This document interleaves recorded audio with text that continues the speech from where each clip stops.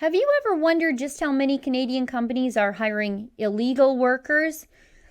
Yeah, me too, but apparently nobody in the government has ever been even the slightest bit curious. Today I've got all the details.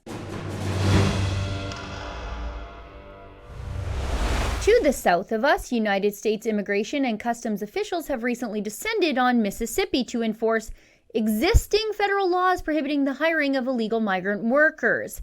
These things are being called raids in the mainstream media, and they're being touted as the largest single-state immigration enforcement operation in the history of the United States. U.S. Attorney for the Southern District of Mississippi, Mike Hurst, said, and I quote, "While we are a nation of immigrants, more than that, we are first and foremost a nation of laws."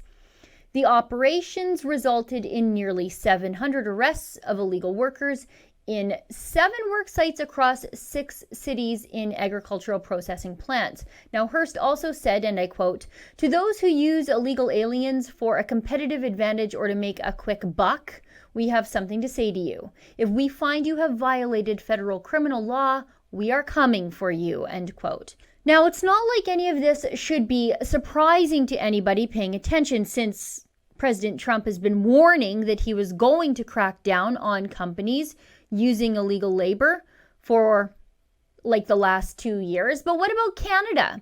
Illegal immigration is way up and continuing to climb under the Liberal government. Is anybody tracking the number of companies that are exploiting illegal workers for a quick buck up here? Well, I asked the federal government for that information. We asked Employment and Social Development Canada to provide copies of any documents showing statistics on the number of employers found to have hired foreign workers illegally by year since 2014. And to be perfectly clear, folks, I'm asking since 2014, and Trudeau wasn't elected until late 2015. So what I'm really wondering is if anybody ever cared, not just the Liberals. Our reply: I regret to inform you that a search of the records under the control of ESDC has revealed that no records exist in response to your request. Well, there you have it. Nobody cared about this problem in the past, and no one continues to care now. In Trudeau's Canada, this diverse unicorn ranch of a country, we don't seem to care about human exploitation for the purposes of cheap labor. But the Americans, that country and that president to the south of us who routinely get painted as mean and heartless and uncaring, well, they are rescuing people from human slavery hundreds upon hundreds at a time. You tell me which country is more tolerant, more compassionate. Which country cares more about the vulnerable amongst us? The country actively doing something to stop human exploitation, or the country that doesn't even care enough to track it?